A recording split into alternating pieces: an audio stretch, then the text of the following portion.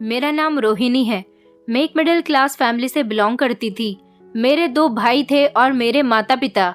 मेरी पढ़ाई पूरी होते ही मेरे घर एक बहुत अच्छा रिश्ता आया था।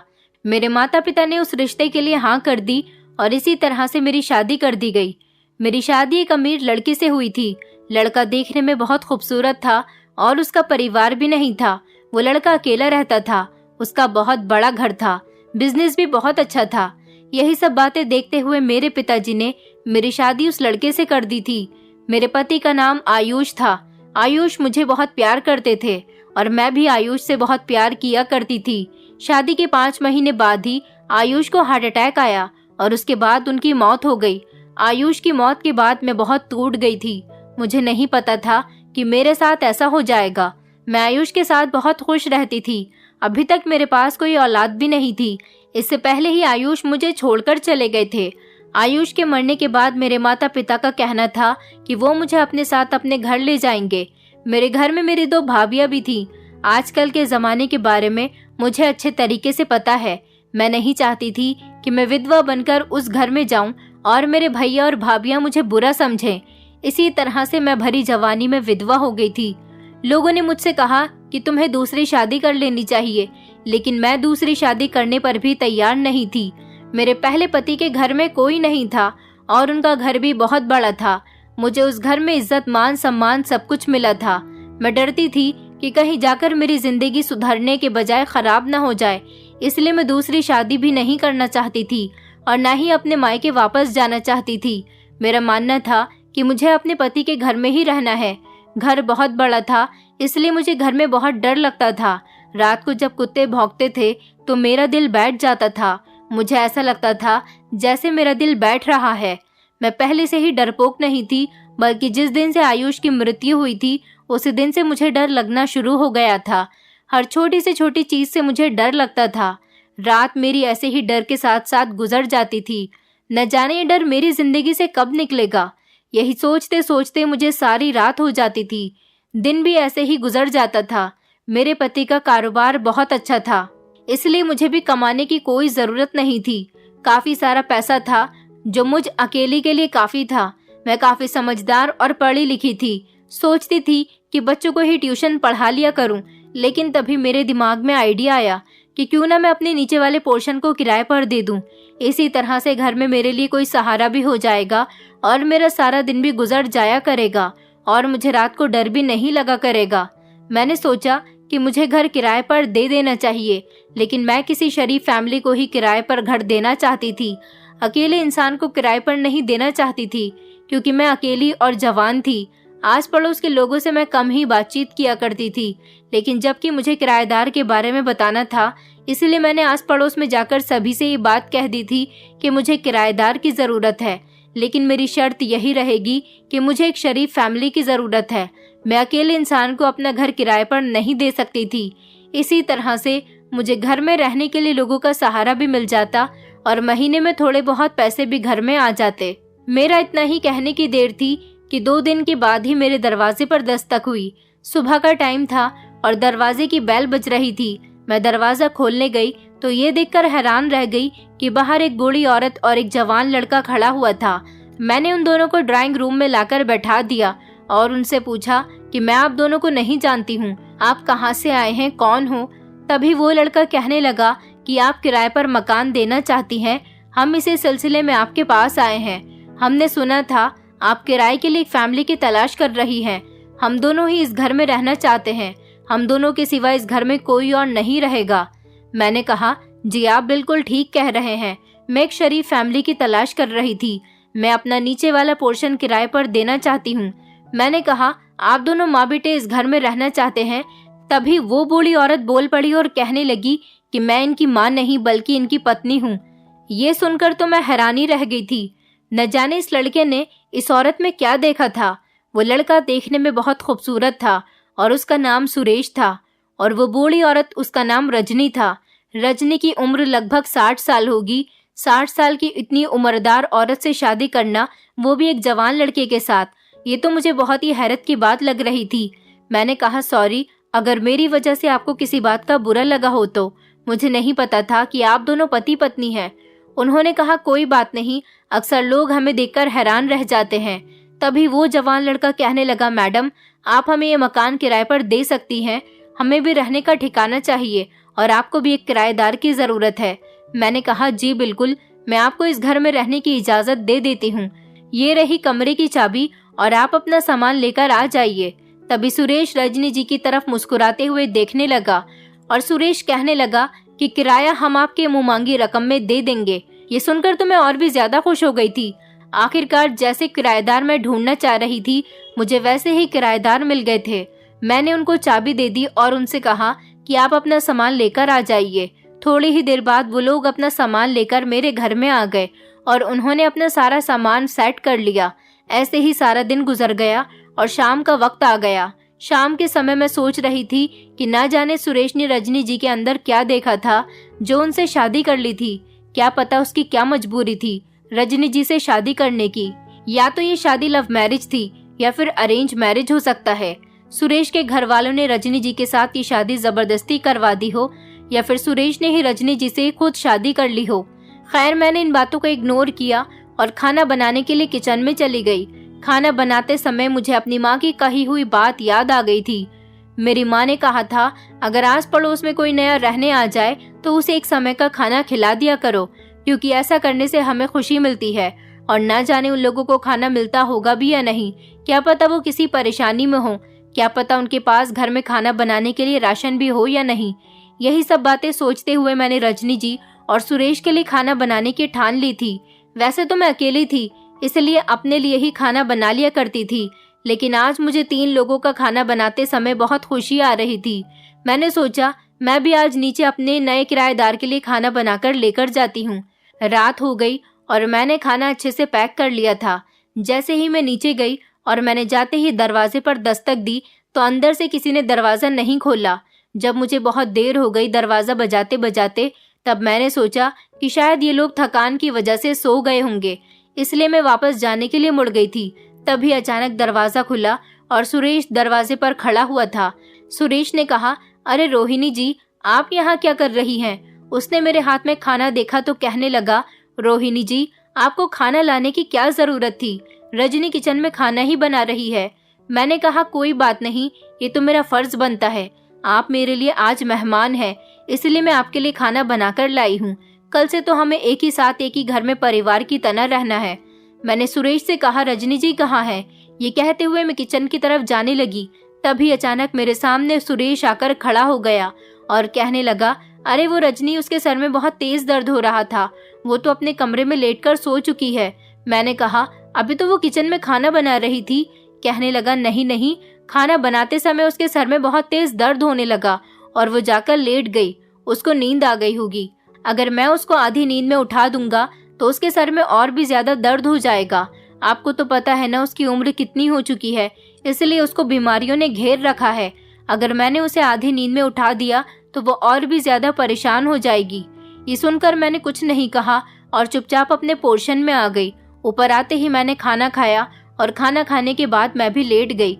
सोचने लगी कि सुरेश ने किस तरह से बात को पलट दिया था। पहले तो वो मुझसे कह रहा था कि रजनी जी खाना बना रही हैं, लेकिन उसके बाद ही जैसे ही मैंने किचन में जाने की कोशिश की, तभी उसने बात को इतने अच्छे तरीके से पलट दिया कि वो सो रही हैं। न जाने वो क्या कर रहा था और क्या कहना चाह रहा था। मैंने सोचा खैर छोड़ो, मुझे क्या करना। मैंने इस बात को इग्नोर कर दिया। मैंने सोच लिया था कि रजनी जी को मैं अपनी बड़ी बहन बना लूंगी और हम दोनों इस घर में आराम से बैठकर बातें किया करेंगे। वैसे भी वो भी अकेली हैं और मैं भी अकेली हूँ, दोनों सारा दिन अकेले ही तो रहेंगे, इसलिए एक दूसरे का सहारा भी बन जाएंगे और एक दूसरे से अपना मन भी हल्का कर लेंगे। और धीरे धीरे मैं रजनी जी की जिंदगी के बारे में भी पता कर लूंगी। आखिर उन्होंने सुरेश से शादी क्यों की? मैं सोच रही थी कि रजनी जी मेरे पास थैंक यू बोलने के लिए जरूर आएंगी, क्योंकि मैं उनको खाना देकर आई थी, इसलिए उनका फर्ज बनता था कि वो मुझे थैंक यू कहें। कुछ लोग तो ऐसे होते हैं जो किसी से कुछ तोहफा लेने के बाद उनको थैंक यू किए बिना उनको सुकून नहीं मिलता, लेकिन मेरा ये अंदाजा बिल्कुल गलत निकला था। रात का काफी समय हो चुका था और अभी तक रजनी जी मेरे पास थैंक यू कहने के लिए नहीं आई थी। मैंने सोचा कि कोई बात नहीं, सुबह जब मैं उनसे मिलूंगी तो शायद वो मुझे थैंक यू बोल दें। मुझे थैंक यू की जरूरत नहीं थी, लेकिन मैं रजनी जी से बातें करना चाहती थी। आज रात मेरी बहुत सुकून से गुजरने वाली थी, क्योंकि घर में किराएदार आ चुके थे और अब मुझे किसी चीज से डर भी नहीं लगता। घर में कोई सहारा था। ये बात मुझे बहुत बेफिक्र कर रही थी। कुत्तों की आवाज से भी मुझे डर नहीं लगता। जब मेरे पति जिंदा थे तब मुझे आवाजें नहीं आती थी। शायद तब मुझे डर भी नहीं लगता था, क्योंकि उस वक्त मेरे पति का साया मुझ पर था। मेरे पति आयुष मुझे बहुत प्यार करते थे और हर रात में उनको याद करके रोया करती थी। ये सोचते सोचते ही मुझे नींद आ गई और अचानक ही आधी रात में मेरी आंख खुल गई। न जाने मेरी आंखें इतनी रात को क्यों खुली थीं। मुझे बहुत डर लग रहा था। रात को न जाने किसकी जोर जोर से चिल्लाने की आवाज आ रही थी। ऐसा लग रहा था जैसे कोई लेडी बहुत जोर जोर से रो रही है और बहुत तकलीफ में है, उसे किसी की मदद की जरूरत है। मुझे बहुत डर लग रहा था और डर की वजह से मेरा पूरा शरीर कांप रहा था। मैं अपने बिस्तर पर लेट गई और मैंने अपने दोनों कानों पर हाथ रख लिए ताकि वो आवाज मुझे न आ पाए, लेकिन आवाज आना बंद ही नहीं हो रही थी। मैं बहुत परेशान हो गई थी कि आखिर मैं क्या करूं। ऐसे ही करते करते सुबह हो गई थी, लेकिन आवाज बंद नहीं हुई थी।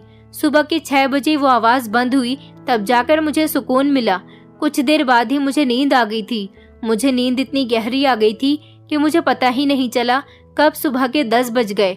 सुबह जब मेरी आंख खुली तो मैंने टाइम देखा। सुबह के 10 बज रहे थे। तभी अचानक मैं घबरा कर उठी और उठने के बाद मैंने चाय बनाई और हाथ मुंह धोकर मैं चाय लेकर गैलरी में चली गई। गैलरी में मैंने देखा कि सुरेश गली में खड़े होकर किसी से फोन पर बात कर रहा था। ऐसा लग रहा था जैसे वो कहीं जा रहा हो। फोन पर बात करते करते ही उसकी निगाह ऊपर की तरफ आ गई। उसने जब मुझे देखा तो वो मुझे देखकर मुस्कुराने लगा। उसके बाद ही वो वहां से चला गया। शायद वो ऑफिस गया होगा। उसका हुलिया तो यही बता रहा था कि वो किसी काम पर जा रहा था। मैंने सोचा कि रजनी जी से बात करने का मेरे पास ये अच्छा मौका है, क्योंकि जब से वो घर में आई थी एक बार भी मेरी उनसे मुलाकात नहीं हुई थी। मैं उनसे बैठकर बातें करना चाहती थी, लेकिन वो तो मुझसे मिलना ही नहीं चाह रही थी। मैंने सोचा कि जल्दी से फ्री हो जाती हूँ और जाकर रजनी जी के पास बैठ जाती हूँ। जल्दी जल्दी मैंने अपने सारे काम किए और नीचे वाले पोर्शन में चली गई। जब मैं नीचे गई तो सुरेश वहां पर मौजूद नहीं था। लग रहा था जैसे वो काम पर ही चला गया है। मैंने दरवाजा बजाया तो दरवाजा अंदर से बंद था। मैंने बार बार दरवाजा बजाया, लेकिन अंदर से दरवाजा किसी ने नहीं खोला। मैं खड़े हुए यही सोच रही थी कि इतनी देर से दरवाजा बजा रही हूँ, फिर भी कोई दरवाजा क्यों नहीं खोल रहा। तभी थोड़ी देर के बाद अंदर से आवाज आई, रोहिणी जी, ये आप हो क्या? वो आवाज रजनी जी की ही थी। मैंने कहा, जी रजनी जी, दरवाजा खोलिए, मैं हूँ रोहिणी। तभी रजनी जी ने दरवाजा खोला। मैंने रजनी जी की तरफ देखा तो उनकी आंखों में आंसू थे। ये देखकर मैं हैरान रह गई थी। उन्होंने मुझे अंदर आने को कहा और सोफे पर बैठा दिया। कहने लगी कि मेरे पति ने मुझे परमिशन नहीं दी है कि मैं किसी को भी अंदर आने दूं, इसलिए मैं सोच समझकर घर का दरवाजा खोलती हूँ। मैंने कहा, रजनी जी, ये तो आपके लिए नया मोहल्ला है, आखिर यहाँ पर कौन आएगा? तो वो मुझसे कहने लगी कि आपको नहीं पता मेरी जिंदगी किस मोड़ पर चल रही है। वो मुझे बहुत परेशान लग रही थी। मैंने कहा, रजनी जी, आपकी आंखों में आंसू है, इसका मतलब आप रो रही हैं। कहने लगी, जी मैं आपको अपनी कहानी क्या बताऊं, मैं बहुत परेशान हूँ। मैंने कहा, आप मुझे अपने बारे में सब कुछ बता सकती हैं। तो वो कहने लगी कि मेरा पति मुझे पसंद नहीं करता, क्योंकि वो कम उम्र का है, इसलिए वो चाहता है कि उसी के टाइप की लड़की उसे मिलनी चाहिए थी, लेकिन वो मुझे पसंद नहीं करता। मैं बहुत ज्यादा एज की हूँ और उसके हिसाब से अच्छी भी नहीं लगती। मुझे उन पर बहुत तरस आ रहा था। वो बेचारी बहुत परेशान लग रही थी। उन्होंने मुझे बताया कि मुझे ऐसा लगता है कि मेरे पति का किसी के साथ अफेयर चल रहा है, वो मुझे धोखा दे रहा है। वो न जाने किससे फोन पर बातें करता रहता है। अगर मैं उससे इस बारे में पूछती हूँ तो वो मुझे अपशब्द बोल देता है और कभी कभी तो मुझ पर हाथ भी उठा देते हैं। मैंने कहा, रजनी जी, आप ठीक तो हो ना? रजनी जी कहने लगी, हाँ, कहने को तो मैं बिल्कुल ठीक हूँ। मेरे पास दुनिया की हर चीज मौजूद है, रुपया, पैसा, कपड़े, जूते, दुनिया की हर चीज मेरे पास है, लेकिन मेरे पास वो खुशी नहीं है जो एक औरत को चाहिए होती है। रजनी जी की बातें सुनकर मुझे और भी ज्यादा दुख होने लगा था। मैंने कहा, रजनी जी, आप ये बताइए मैं आपके लिए क्या कर सकती हूँ? मुझे बताइए, मैं आपकी मदद करना चाहती हूँ। वो मुझसे कहने लगी, मेरी मदद तो मेरे सगों ने नहीं की, तो आप मेरी मदद कैसे कर सकती हो? मेरा पति कभी भी मुझे छोड़ने की धमकी दे देता है। मेरा अपना इस दुनिया में कोई नहीं है। अब ये बताओ, मेरी इतनी उम्र आ गई है, मैं अपने पति को छोड़कर कहाँ जाऊंगी? कौन मुझे अपनाएगा? बस मैं आपसे ये चाहती हूँ कि आप मेरे लिए प्रार्थना कर दिया करो और मुझे कुछ नहीं चाहिए। मैंने कहा, रजनी जी, मैं आपकी छोटी बहन की तरह हूँ, आप मुझे हर बात बता सकती हो और क्यों नहीं, मैं हमेशा आपके लिए प्रार्थना करूंगी। ये कहकर मैं मुड़कर जाने लगी थी, तभी रजनी जी ने मुझे आवाज दी, रोहिणी, तुम किसी को ये बात मत बताना और मेरे पति को तो बिल्कुल भी मत बताना। अगर उसको ये बात पता चल गई तो वो मुझ पर हाथ जरूर उठाएगा और ये भी पता नहीं चलना चाहिए कि आप यहाँ पर आई थी और मैंने आपको कुछ बताया है। मैंने उनसे कहा कि हाँ हाँ, आप बिल्कुल फिक्र मत कीजिए, जैसा आप कहती हो वही होगा, मैं आपके पति को कुछ भी नहीं बताऊंगी। इतना कहकर मैं ऊपर चली गई थी। मुझे रह रहकर सुरेश पर बहुत गुस्सा आ रहा था। आखिर उसने शादी ही क्यों की थी जब अपनी पत्नी को मारना पीटना था? तो जब उसे अपनी पत्नी पसंद नहीं है तो उसने रजनी जी से शादी ही क्यों की थी? मैं सोच रही थी कि काश सुरेश अपनी पत्नी को कैद में नहीं रखता, वो कितना अच्छा होता। वो तो बेचारी वैसे भी इतनी उम्र की हो गई है, उसे उन पर इतनी पाबंदियां नहीं लगानी चाहिए, जबकि वो खुद किसी और से चक्कर चला रहा है। अगर रजनी जी पर उनका पति पाबंदी नहीं लगाता तो रजनी जी और मैं आपस में छोटी बड़ी बहनें बन जाते, हम दोनों एक दूसरे से अपने गम बांट लेते। लेकिन मैंने अपने रोज की रूटीन पर ध्यान देना शुरू कर दिया और रात को सोने के लिए लेट गई थी। आज फिर घबराकर आधी रात के समय मेरी आंख खुल गई थी और आज भी वही वजह थी जिसने मुझे कल सोने नहीं दिया था। मुझे किसी औरत के चीखने की आवाज सुनाई दे रही थी। मैंने कान लगाए तो मुझे ऐसा लग रहा था जैसे ये आवाज बहुत करीब से आ रही थी और मैं यही सोच रही थी कि ये आवाज कहाँ से आ सकती है। मुझे इस बारे में हर तरह से पता करना था। धीरे धीरे कमरे से बाहर निकली तो मुझे चीखने की आवाजें और भी ज्यादा करीब से आने लगी थी और तब मुझे अंदाजा हुआ था कि चिल्लाने की आवाज कहीं और से नहीं बल्कि नीचे वाले पोर्शन से आ रही थी और चीखने वाली औरत कोई और नहीं बल्कि रजनी जी थी। एक लम्हे के लिए तो मैं दंग रह गई थी। फिर मैं जल्दी से सीढ़ियों से उतरी। मुझे रजनी जी से पहले ही मुलाकात में दिली लगाव हो गया था। अब मैं रजनी जी को परेशानी में नहीं देख सकती थी। मैंने जोर जोर से उनका दरवाजा पीटना शुरू कर दिया था। मैं बहुत देर तक खड़ी हुई दरवाजा बजाती रही थी, लेकिन किसी ने भी दरवाजा नहीं खोला था और ऐसा भी नहीं था कि दरवाजे की आवाज सुनकर शोर थम गया हो। अब तो मुझे रजनी जी के चीखने की और भी ज्यादा तेज आवाजें आने लगी थी। दरवाजा पीट पीट कर मेरे हाथों में दर्द शुरू हो गया था। थक हार कर मैं वापस अपने पोर्शन में चली गई थी। रात के इस समय में किससे मदद मांगती, क्योंकि हर कोई तो अपने घर में सो रहा होगा। आज रात तो मुझे रजनी जी की फिक्र में नींद भी नहीं आ रही थी, इसलिए मैं गैलरी में जाकर बैठ गई थी। टाइम देखा तो सुबह के 5 बज रहे थे और मैंने सोच लिया था कि जैसे ही मैं सुरेश को जाते हुए देखूंगी तभी रोक लूंगी। सुबह के 7 बज रहे थे और दूध वाला दरवाजे पर आया। जब मैं दरवाजा खोलने गई तो मैंने देखा कि सुरेश घर से निकल रहा था और मुझे देखते ही हैरान हो गया था। जब वो बाहर निकलने लगा तो मैंने तभी उसको आवाज दी। मैंने कहा, सुरेश, मेरी बात सुनो। मैंने उसके चेहरे पर एक डर सा देखा था। वो मेरे सामने सीधा बनकर खड़ा हो गया था और खुद ही मुझसे कहने लगा, मैं जानता हूँ आप मुझसे क्या कहना चाहती हो। सुरेश के चेहरे पर बहुत ज्यादा उदासी फैल गई थी। वो मुझसे कहने लगा, आपको रजनी जी की फिक्र हो रही होगी कि वो रात को क्यों चिल्लाती रहती है। मुझे भी उसकी बहुत फिक्र होती है, मगर मेरे पास उसका कोई इलाज नहीं है। अगर आपके पास कोई हल है तो मुझे भी बता दीजिए। मैंने देखा था सुरेश की आंखों से आंसू निकल रहे थे और वो मुझसे नजर बचाकर अपने आंसू साफ कर रहा था।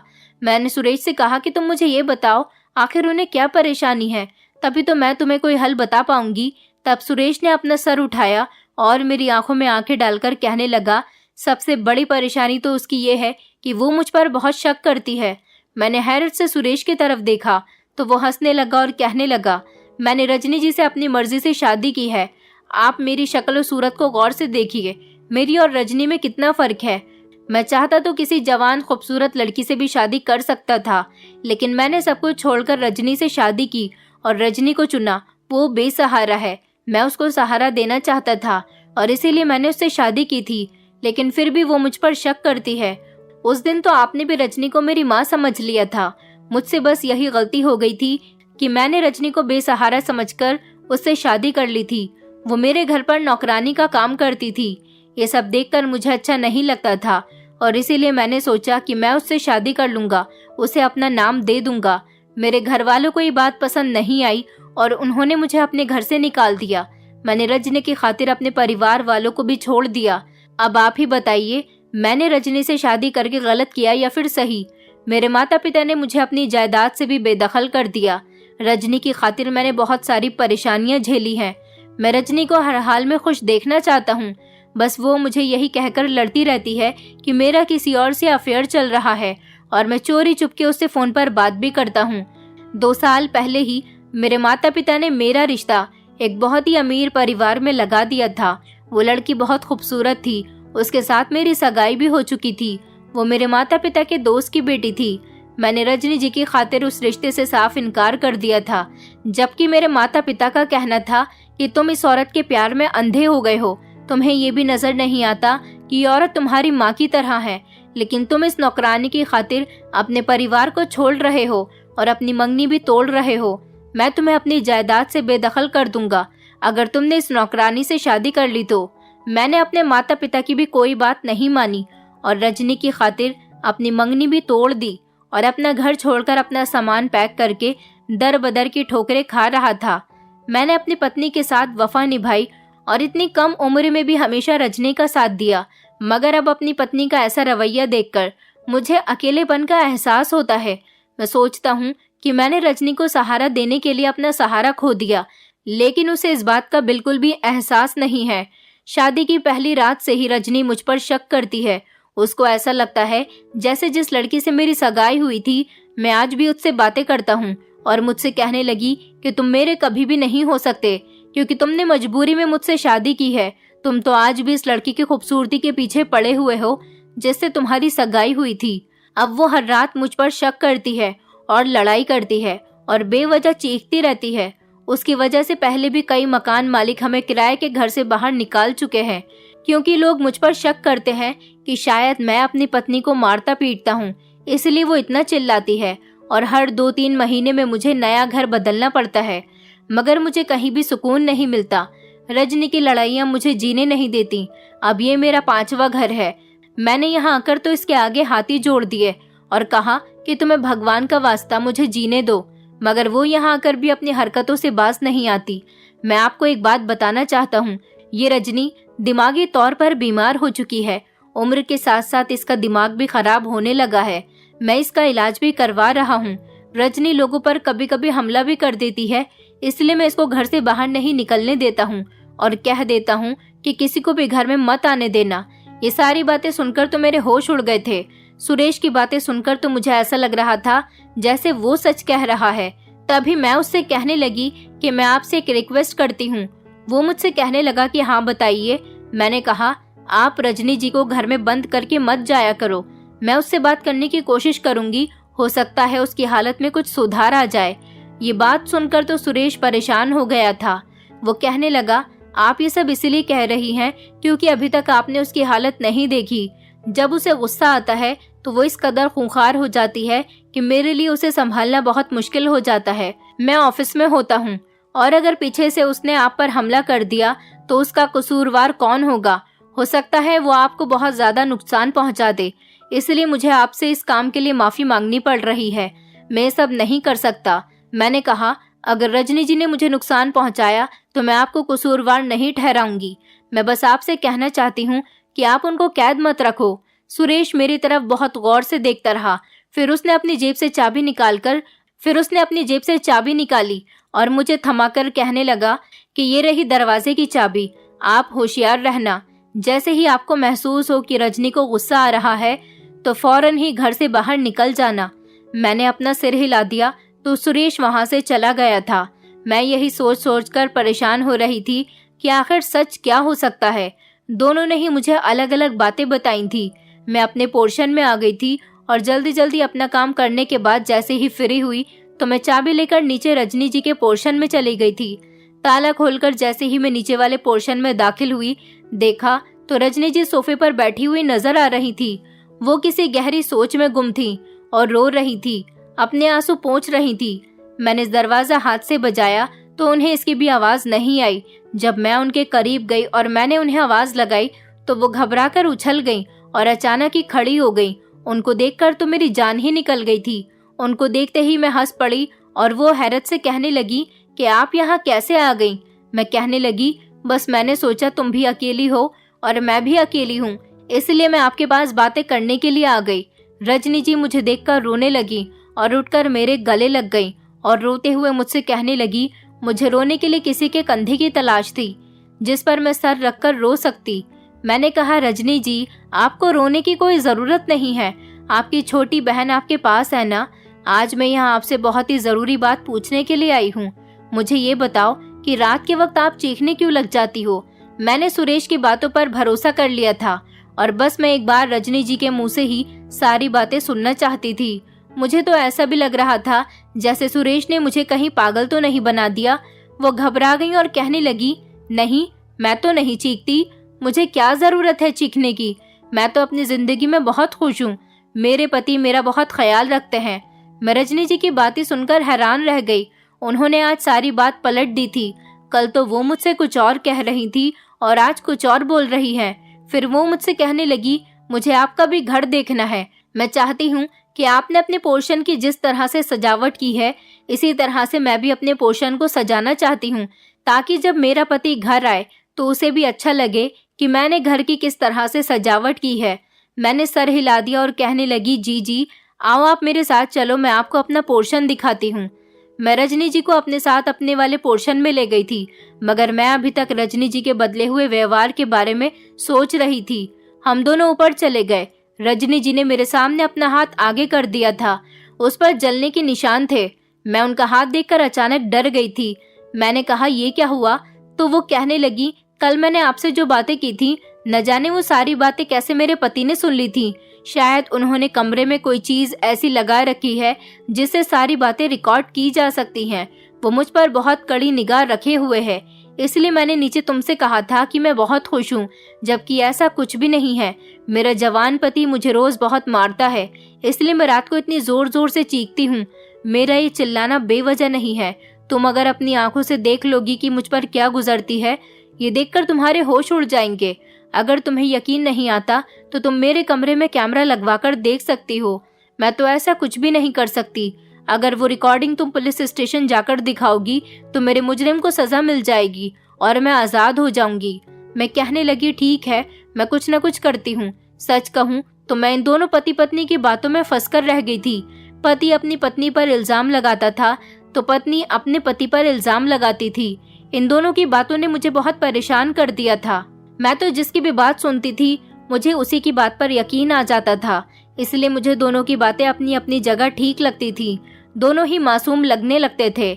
सच तक पहुंचने का एक ही हल था और वो था कि मैं सच में नीचे वाले पोर्शन में कैमरे लगवा दूं। मैंने कैमरे के लिए किसी से कह दिया था। खैर, अब भी रात को मुझे नीचे वाले पोर्शन से चीखने की आवाजें आ रही थी और सुबह जब सुरेश से मेरा सामना हुआ तो वो मुझसे कहने लगा, मेरी पत्नी की हालत बहुत खराब होती जा रही है।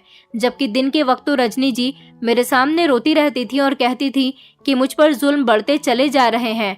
मैं रजनी का दिल लगाने के लिए हर मुमकिन कोशिश किया करती थी, उनसे बातें भी करती थी और उनको हंसाती थी, उनको घर की सजावट के बारे में इंफॉर्मेशन देती थी।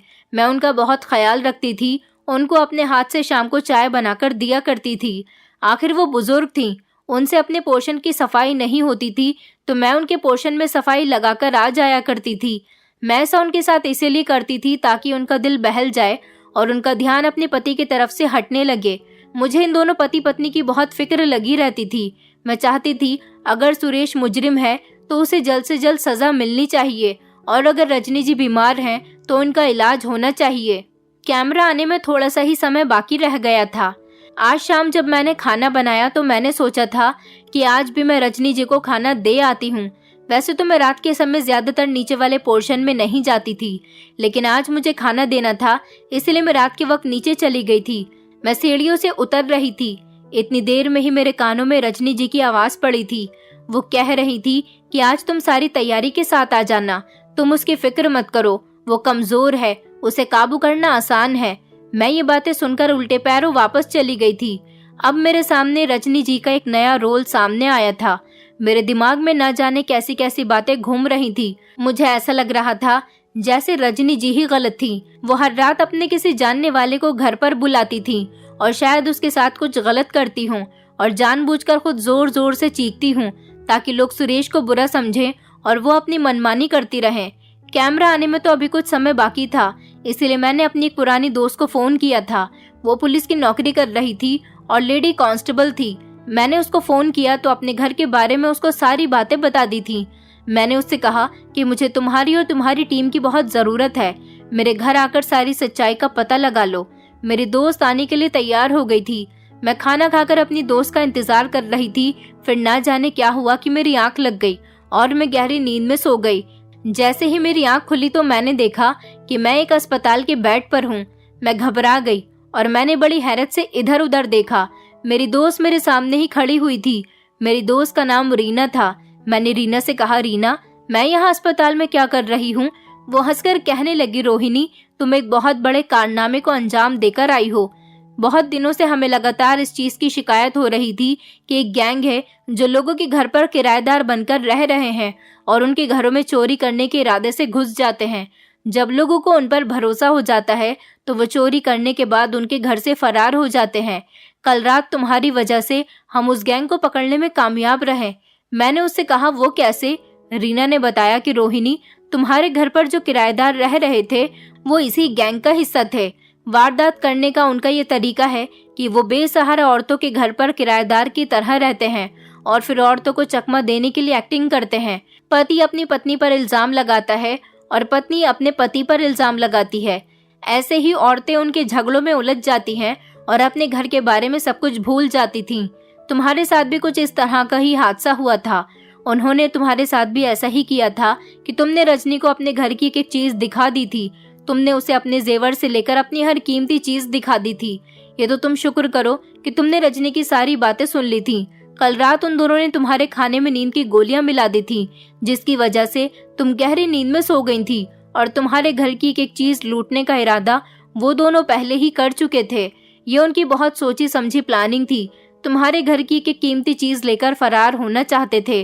Washing machine, TV, AC, fridge, तुम्हारे जेवर और तुम्हारे कीमती कपड़े तक उन्होंने लेने का इरादा कर लिया था। हम मौके पर पहुंच गए और ऐसे ही हमने उन लोगों को दबोच लिया और जब हमने तुम्हारे कमरे में तुम्हें बेहोश देखा तो तुम्हें अस्पताल में भर्ती करा दिया। रीना की बातें सुनकर तो मेरा दिमाग खराब हो गया था। लोग दूसरों को लूटने के लिए न जाने किस हद तक एक्टिंग कर लेते हैं। मुझे तो उन दोनों की एक्टिंग बिल्कुल रियल लग रही थी। ऐसा लग ही नहीं रहा था कि उन दोनों ने मुझसे झूठ बोला था। ये तो भगवान का शुक्र था कि उसने मुझे बचा लिया। अब तो मुझे किराएदार रखने से भी डर लगने लगा था।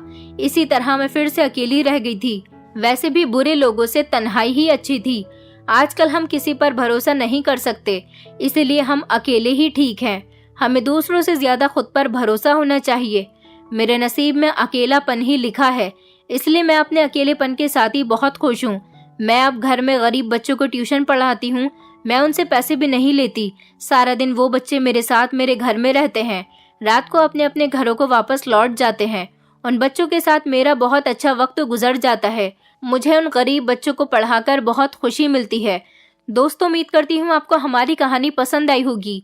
कहानी पसंद आई है तो वीडियो को लाइक करें, चैनल पर नए हैं तो चैनल को सब्सक्राइब करें और हाँ, नोटिफिकेशन बेल को जरूर दबाएं ताकि अगली अपडेट सबसे पहले आपको मिले।